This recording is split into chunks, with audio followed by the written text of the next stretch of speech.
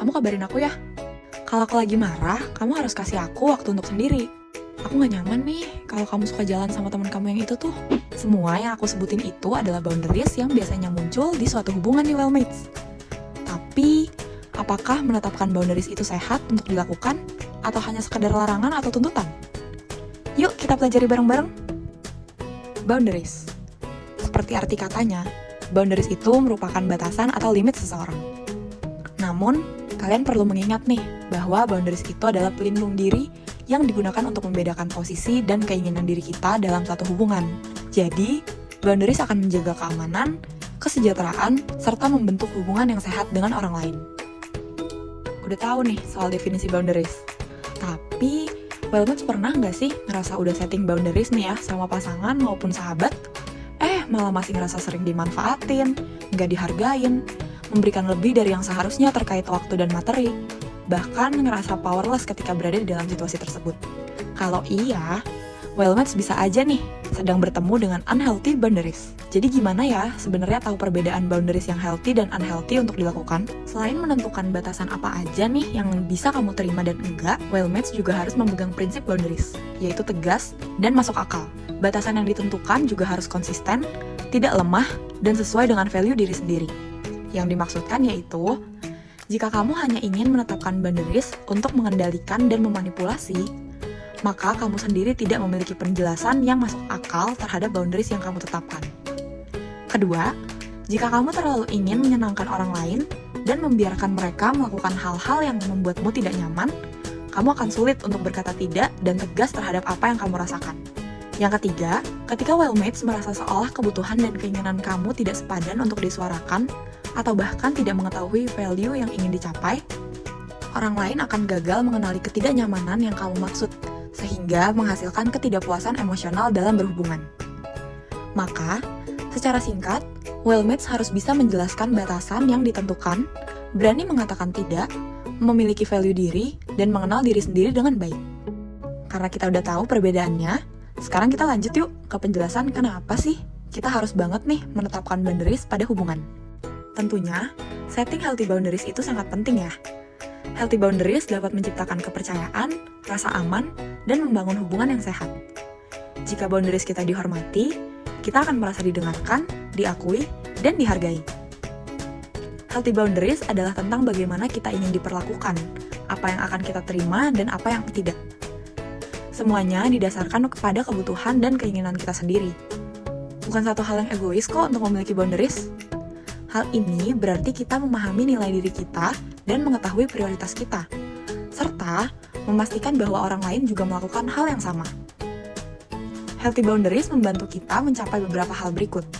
Yang pertama, kita secara efektif mendengarkan dan melihat sudut pandang orang lain sambil tetap menghormati sudut pandang kita sendiri.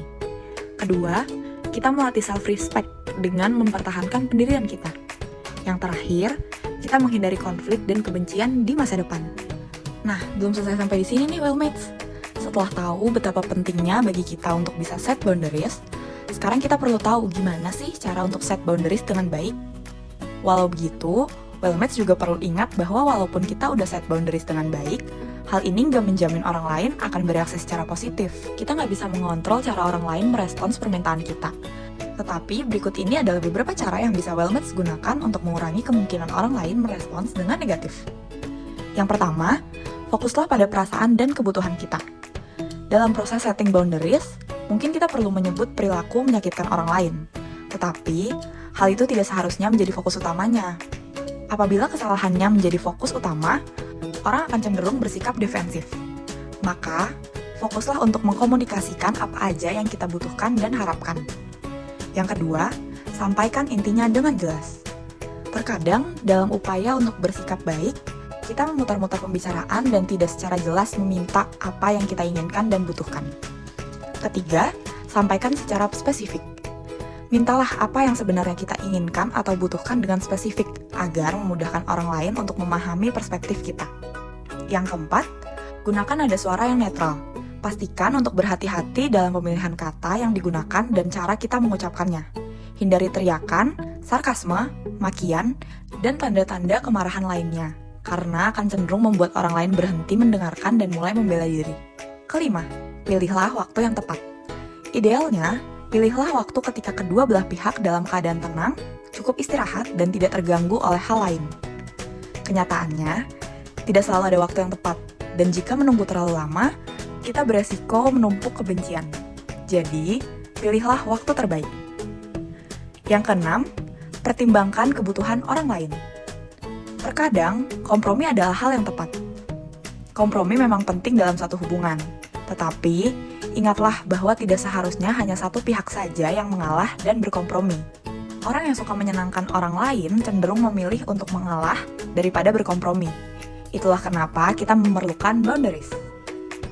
Jadi, untuk set boundaries dengan baik, pastikan Wellmates berfokus pada perasaan dan kebutuhan kalian, menyampaikan intinya dengan jelas dan spesifik, menggunakan nada yang netral, memilih waktu yang tepat, serta mempertimbangkan juga kebutuhan orang lain.